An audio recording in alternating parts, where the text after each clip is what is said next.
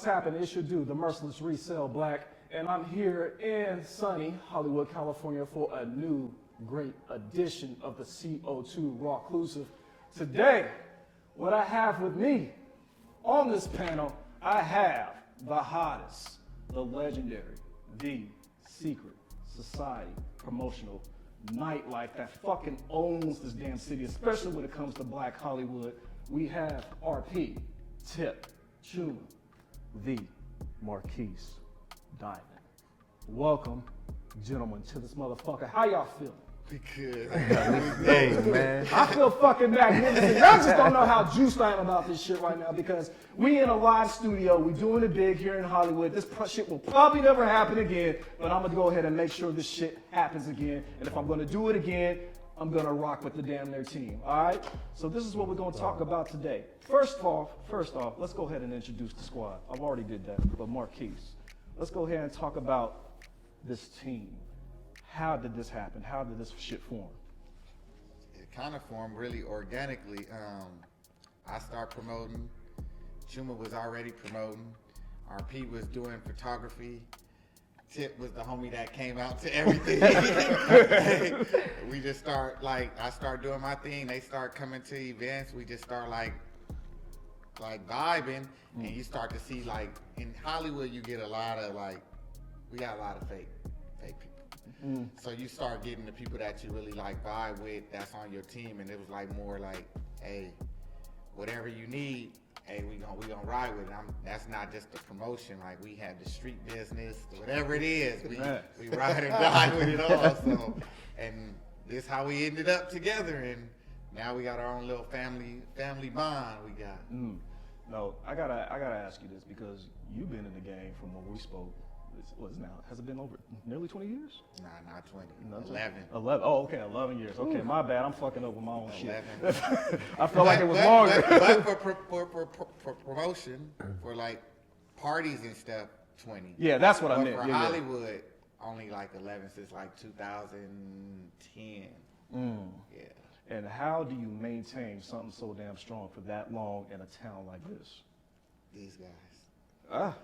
That's how I maintain it. He's gonna bring his people. He's gonna bring his people. He's gonna bring his people. Mark is gonna bring his people. D-Man gonna bring his people. And even when we all just it's like Voltron, you know?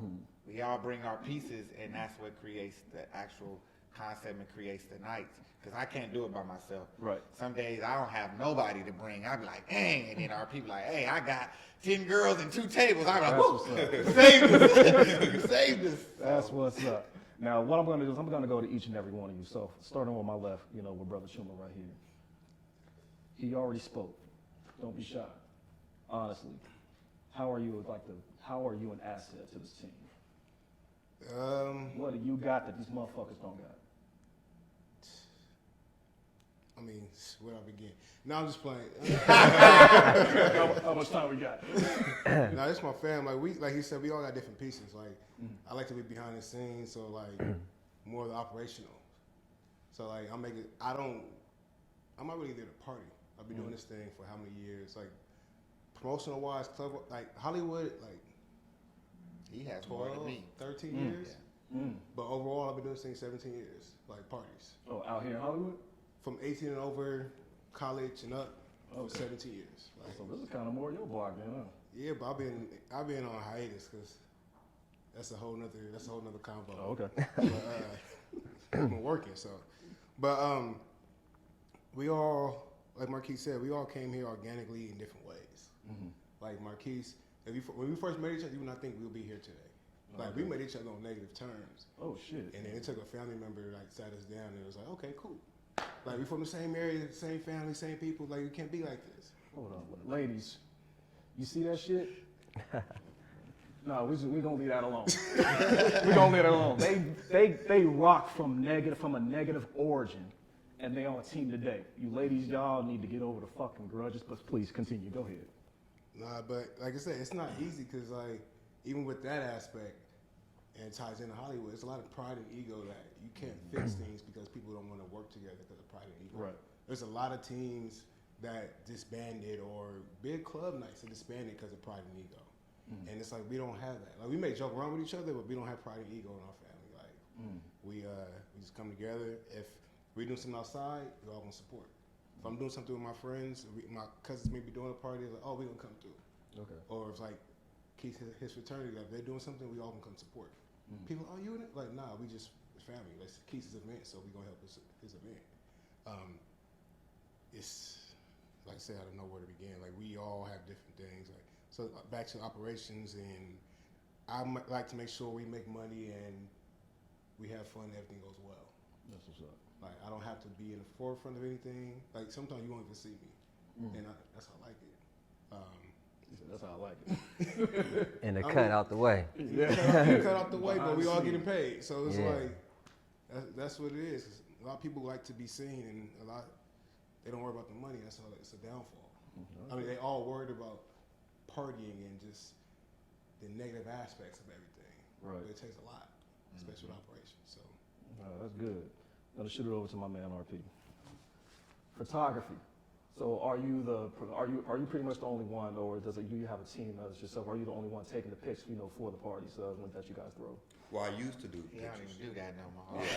What's your role, RP? I just contribute to the night however I can by just out networking and stuff like that. To piggy off of what Chuma was saying, like sometimes if I don't make no money that night, I won't even go. So I'm really all about the money, and the partying just come with it. You know what I mean? But he being humble. He being humble because out of all of us, RP is the one that actually goes out to do a lot of the party networking, like where the actual parties. Okay, RP, quit capping.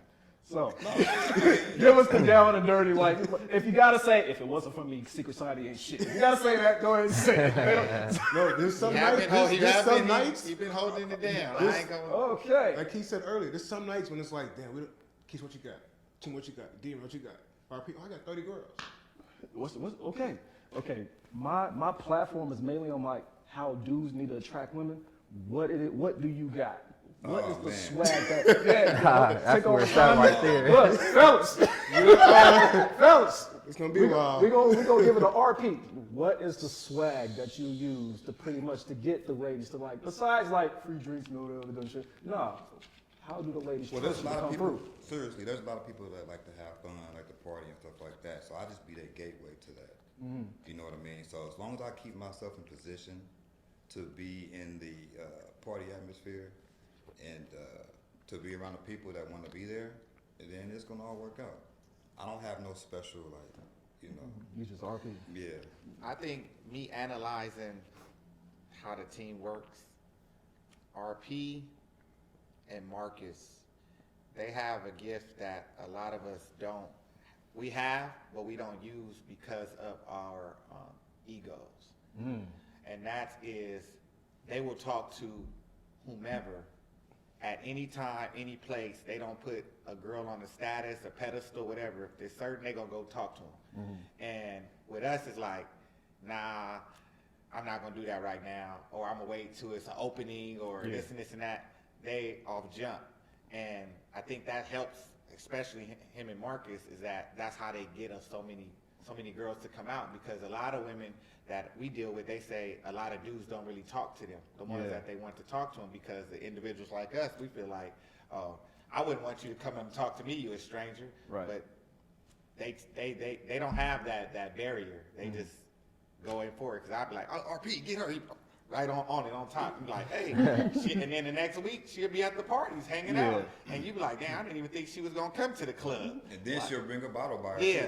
Too. So, and Marcus, I know he's not here right now, but Marcus and RP actually have that gift. And I think that's something that, like, D-Man, Chuma, myself, we lack, because we've been in the game so long. It's like, hey, I'm beyond that. I'm not going to do it. But you have to do that. Yeah. Like, and it's just a block that we all have already that we created ourselves. Because I tried myself, like, hey, over here, I'll go over there. I'm like, man, I'm not going to do that. I just lose out on it then. Chip. Oh, yeah. What is your role in all of this? Apparently, they make it seem like it just exists. Like you just take advantage of all this great lifestyle, the ladies, the models, the promotions, but nah. What does Tip do? Tip do. I'm loyal. I'm just loyal. You know what I mean? I met Keith through another friend of ours, EO, you know what I mean? Through my connection in the streets. So I'm like, club life, let me try to do that. And this has been like, 8-10 years? Years I've been rocking with them. And it's like they got me into that nightlife where, okay, promotion. Like people say, oh, you promoter? No, I'm not a promoter, but I rock a secret society though. Yeah. So it's like you catch me promoting an event, it's like, I can't do it unless it's them, but So you're the mouthpiece. I'm the mouthpiece, and I'm just connecting the Mouthpiece to streets. too. Okay. I'm just connected to the streets, but like I said, it's just organically. We just developed and just started a family, you know what I mean? So I'm just loyal to the soil, you know what I mean? So Yeah, that's some base shit right we there. here. Oh well, you know, that's And what mine we. with Tip's story was really to try to keep him out of trouble. Tip dabbles in everything. I'll make it happen though. So people named Tip always got to get into some shit. Tip dabbles Man. because Tip's a hustler though. So Right. he gonna dabble in everything, and he can do this world. He's good at it, but it's not what he really wants to do because he take the dollar. Yeah. Gotta come how it gotta come, and Right. he dabbles. So my whole thing with him was always to just keep him close so he don't drift too far away from the. Oh work. man, He you know was- they still needed me sometimes, you know. he didn't have some drifts. But Tip is kind of like D-Man, right? Mm-hmm. Anything you need, they can get it. Right. No matter what you need. If they don't got it, they know somebody else that got it, and they gonna bring it. Facts. Like, you people say jack of all trades, but nah, they. We need a tiger at the club. He'll find it. Just don't ask him how he got it. Yeah, don't ask Oh, me. it's gonna be there. Ask any questions. His nose there. Don't ask, don't tell policy with Tip. Make it happen. All right, well, let's go ahead and just get a little bit deep here because I really didn't want to go here for everybody, but we got to touch it. Oh, before you go there, let me do this. Okay. Let me shout out. I have to shout out our Drake of the group, Justin. I know you're in Mexico. I didn't want to leave you out. Drake must be light skinned. Hey, look. Must be beige. I didn't say it this time. So I know, but I have to make sure we get everybody because I said everybody's name, but I have to add Justin. Justin's our 8th member. Shout out to Justin, man. You know, wish he was here. But let's go ahead and get deep. And we actually are still waiting for a couple of, or one more cat coming in and everything. But we're going to go ahead and continue. We got to go ahead and talk about this, the discrimination in nightlife. And I don't want to say any clubs' names. I really don't. One joke. I'm sorry, one oak. But let's go there. Let's go there. Let's go there because the thing is, it wasn't even just out here; it was also in New York, even though it was in the past. But this seems to happen with a lot of spots, you know, in LA. Barely happens, not as much in the Bay or even Diego, but here it almost seems like they're just looking for a certain type of face to represent their nightlife, right? A certain type of woman to represent the nightlife of the women. But yet you will have hip hop music played by us. That's our shit, right? But yet they don't want the people who look like us to go enjoy our shit, but they got the people who look like you to promote their spot just to go listen and dance to our own shit. So let's go ahead and talk about this. It's 2022 now, and I know there's like some spots that's probably trying to slowly get out of the red. They're trying to get the parties popping again. We got to save that building. You know, we got to get some money for the building fund. So, and I know they grabbed some of you guys to do so, but they still got to let you guys know which element is not allowed in. How often is that spoke upon when you guys do business with any of the GMs or the owners or whoever? Is that still going on here this year in Hollywood? Of course, it's Hollywood. How do we And that remedy really ain't on the GMs and the owners. It's just on the culture of LA and the culture of Hollywood. Oh, really? I can't speak on other cities, but I always play devil's advocate because I come from both sides. I'm from Crenshaw, the Crenshaw area, so I know the demographic and the type of people that we promote to. But I also know what Hollywood is looking for as well. And by doing this so long, you get to understand how the business works. On the personal side, on the business side, for the customer, it always looks like it's racism and discrimination. It always going to look that way.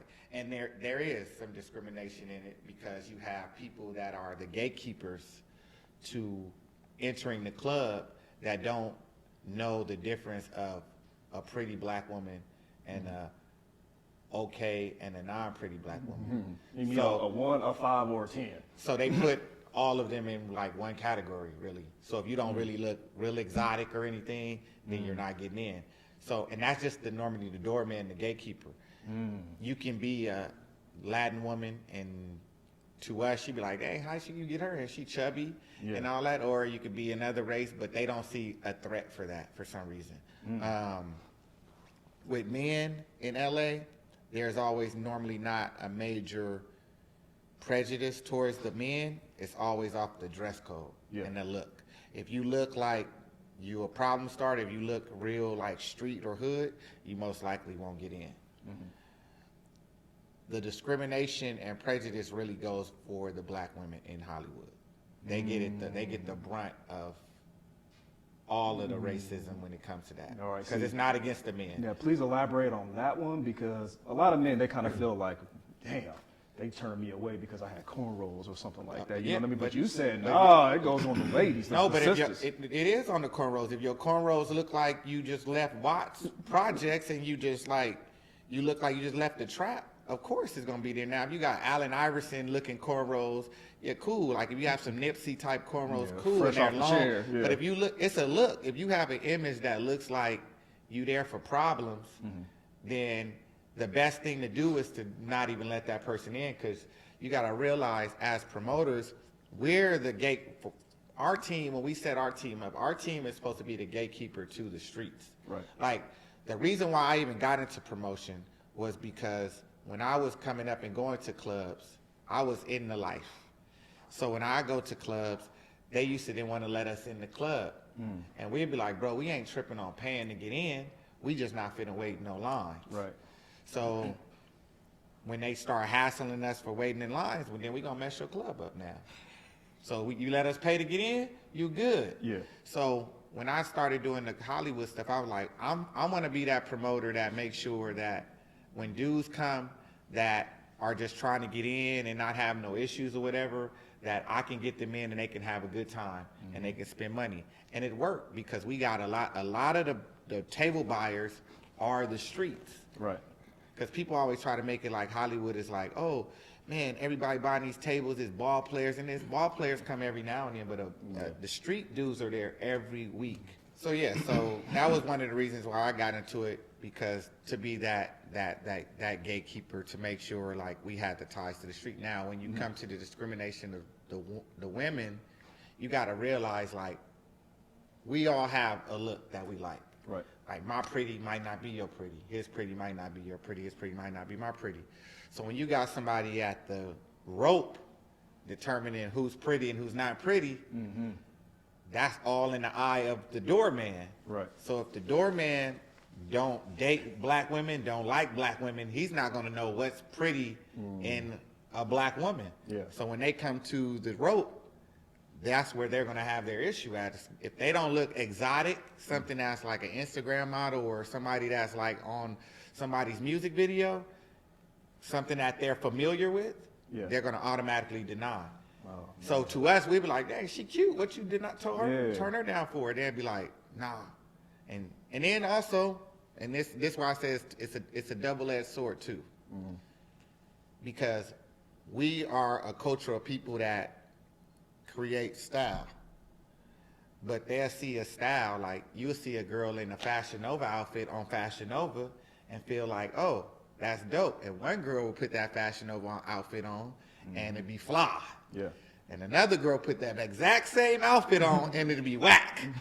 And they come and they don't understand that difference, because we have girls that come like, and they'll come in jeans, and one girl will have on tennis shoes, and she was like, how y'all let her in with jeans and tennis shoes? But the way she put it together, the shit was fresh. Then the other girl have on some tennis shoes, but her outfit is trash. Yeah, busted. Yeah. So, and then she think it's prejudice or racism. It's like, no, your outfit is terrible. Shit. Like, and your hair ain't done, right? Like, but that's what I give, and that's Yeah. why I always give with the other ethnicities when it comes to the women. the other ethnicities, they dress up when they go to the club. Right. Latin women dress Yeah. up, white women dress up, Asian women dress up. They wear them little whatever dresses they wear, and they do that. We are a stylish people, so you're not gonna get a Vegas vibe when you come into a club in Hollywood from a black woman. Right. Like they like that's overdressed. Why I'm finna be throwing on my fucking girl dress right now? I'm not doing that. Yeah. And that's probably the time where they get discriminated against because their outfits sometimes don't make the cut. Yeah. It even don't make the cut to me sometimes. I'll be like, what the fuck did you got? And now that D-Man is here, because I know he been dying. You know, he been dying to get on this shit. So D-Man is our D-Man is the protector of the brand. No, for real. Yeah. D-Man is the protector of the brand. If anything ever is to happen or attempt to happen to anybody over here, yeah. he's gonna make sure it's not gonna happen. Oh, this nigga the old guard. Okay. No, he's the protector of the brand all the way around. Not even just physical, verbal, whatever. Like, Yeah, don't it's shit not- on the You're not rep. gonna talk about nobody. Yeah. It's not. It's just that's how he. Protects the rep. And I'm gonna go ahead and throw it to D-Man. Like everything that he just basically said about the discrimination with the women and everything. We could toss the mic your way. Now, are you put in a peculiar, position when you have to go get a certain type of woman, so the doorman can like how does that shit make you feel? Especially when you have your preference of what's pretty, and it's subjective. We get it, but are some of the doormen just assholes when it just comes to like some of the beautiful black women? It just tips like but go ahead. There's plenty of them. Yes, to answer your question. You gotta say no names. Don't say no names. Does that mic pull up? I just wanted to touch on the base what Keith said. Sometimes other races don't dress up. If we want to be blunt and frank, white people I've don't seen that shit, yeah. dress up. They'll have on boots that look like they've been walking 50,000 miles in it. And she has on some big baggy jeans, and it's like, why is she getting in for free? Right. And she has a dress on with heels on, and you don't want to allow her in for free. But they're not black. But they're not black. That is the number one thing. To where, I won't say no names of clubs, but. We already did when you were here, but go ahead. Oh, okay. Well, One Oak, goddamn it. We want to be frank. One joke got mentioned again. Listen, if we want to be frank, One Oak, they have no problem letting a white woman that walks in that looked like she was digging in the trash. Yeah, off the block. And a black woman can come up with the full outfit on, and they'll be like, it's a special night. Who invited you? And it's like, what? Why are you doing that to her? Yeah. And it's like, that's my guest. Let her in. Oh, okay. Oh, okay, yeah. And then they'll let her in, but it's like, when this white girl came up, you didn't ask her who was she with, Right, typical.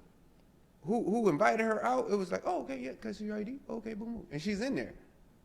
But these boots look like, I don't know who put these on you. This outfit is not put together like you should be in the club. Right. You rolled out like you was about to go get some food from the grocery store.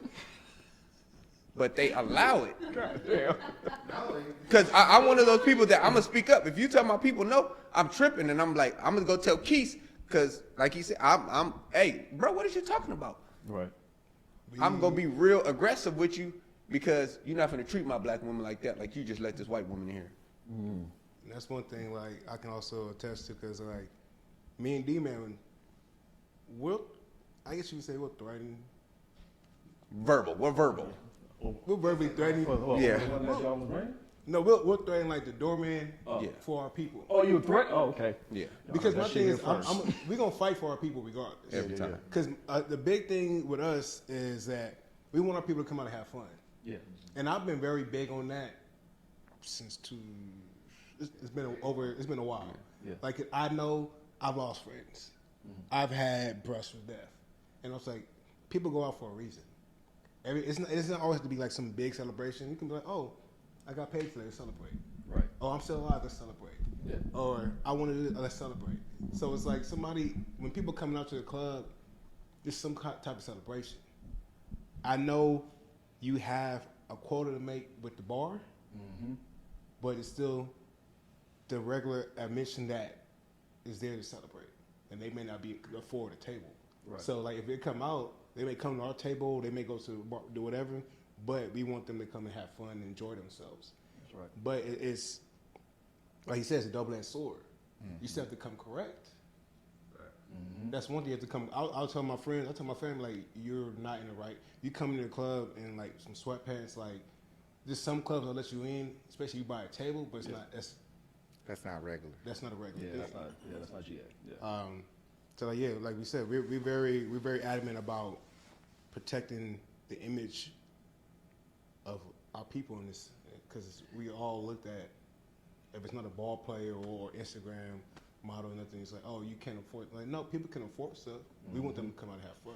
And then one of the main difference with our team than probably any team in Hollywood is that everybody from our team is from here. Right. And we're from LA, like the city. LA, the Los Angeles city, where you don't have to put, like, you can write LA City on your mail. Yeah. Like, and it will get to you. Right. So, and everybody might live other places now, but we're all from there. So you gotta realize that we have friends and family and people that come out to support us that only really come to support us. And they're not always the Hollywood look and the Hollywood image. So every time I try to lock in a contract with a venue and with the other promotion teams, that's one of my main objectives. Like, hey, we need to have, I don't care what the other promoters do, but we need to have leeway with our people and who we can bring in. We don't need to have you second guessing our people. Yeah. So like Chuma and D-Man said, like, when we have people that come to the rope, we're one of the only teams that get the benefit of the doubt to get people in. Like, we see other promoters bring girls and they'd be like, the girls be hot, they can't get in. Like, but then they'll see us walk some girls and be like, hey, we need them. And then Chuma turn up and he'll open the rope, they'll get in. Well, Chuma already explained why you guys got the benefits. But that's a secret society. Yeah. You gotta in this world you gotta choose who you decide to run under as a promotion team. Right. Who guest list you're gonna be under? Because you can choose this guy that's cool and always at the table with the bottles and everything, but most of the time when the events really get big and stuff is really popping, you gonna be sitting outside and that's what we get, where they come to us afterwards. And I'd be like, no, I don't steal people's guests. Right. So don't come because he can't get you in now. Nah, you still deal with him. You still deal with him. Now, and I think that's always like was my thing. Like, we'd have our meetings and we'd be like, when we come there, we'd be like, we need to make sure we have a la carte with our guests, because all of our guests aren't clubbers. All of our guests, like Chuma said, like, Chuma's Nigerian, so he has a wedding every week. So since there's a wedding every week, there's a group of people coming out every week that is family to him. And he can't say, oh, you don't look like this. We have to make sure they get in. Right. We have to make sure they get in. And I have friends from high school, from college, that's in their 30s that come out sometime. They just probably celebrating a promotion or whatever. And I can't be like, hey, this ain't the club for you to come to. Yeah, right. You know, so that's how our team works. And that was the reason for the whole secret society thing anyway, was for us to, like, really protect our brand, protect our people, but the people that we know. Yeah. If you are outsider, it's like, yeah, you could get stuck outside the rope. Like, we not here to fix the whole racism for the whole state of California and the whole city of Los Angeles. Yeah, but it's about. But our little core group, plug. yeah, our core group, you gonna be good. If you know, you know. Yeah, I gotta throw this one to RP because you guys mentioned, like, he's pretty much the savior of the group. when shit hits the fan, you pretty much you're the savior of the group. So, do you have to pretty much explain some of this shit to the ladies, you know, about the whole door shit before you get them to come in? Like, do they have you in the hot seat? Like, we got to do what? They might say what? We all have our own guests, so I would have to explain to my guests the situation. You know, just bring $20 just in case. Problem solved. Just bring $20. I'll give you free drinks all night. Yeah, but But look, the crazy part is that when you was bringing up discrimination, they could have $20 and still not get in. Oh yeah, that's some Vegas shit right there.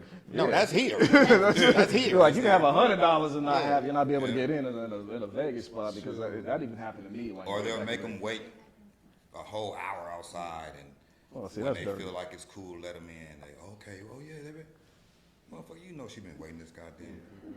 Yeah, so how many hearts have actually been broken?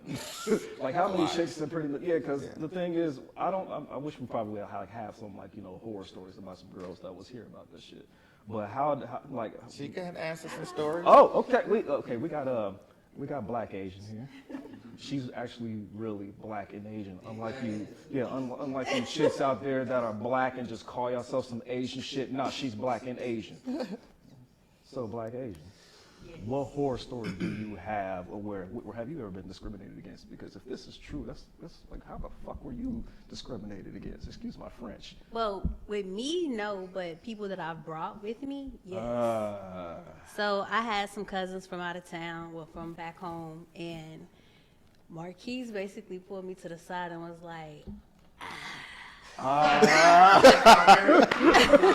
how I was gonna start off. he was like, What had happened? You gonna laugh your ass off.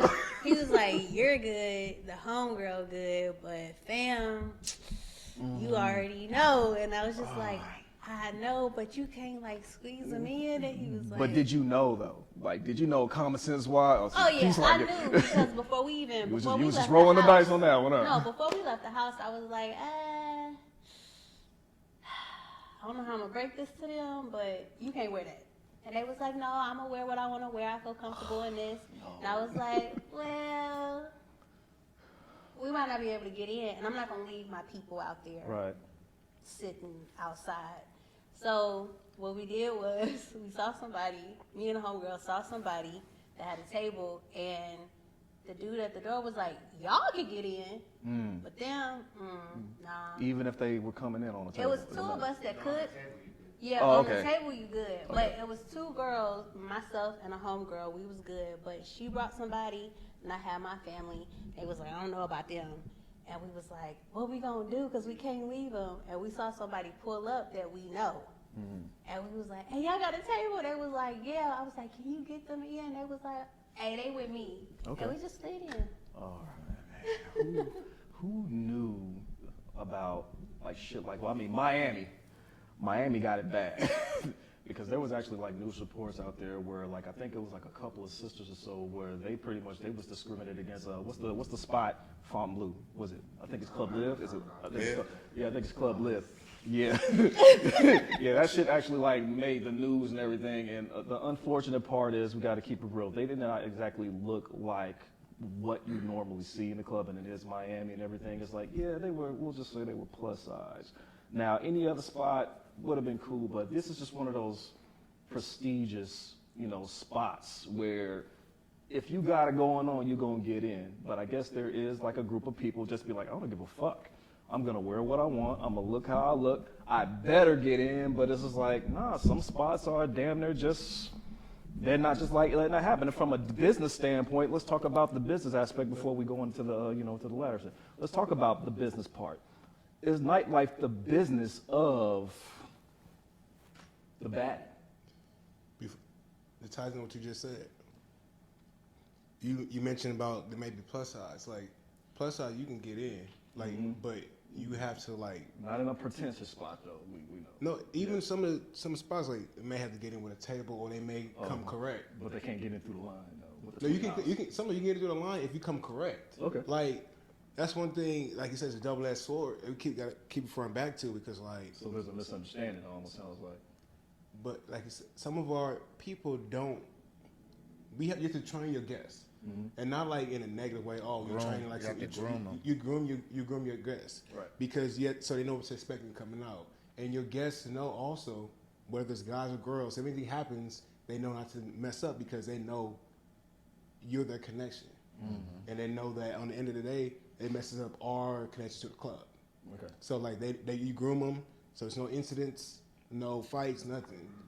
They know better than that because it's your event. If somebody else's event, they're like, oh, nah, but this is yours, I'm not gonna mess it up. But going back to like this women that come up, it can be plus size, but it'll come to get like put together.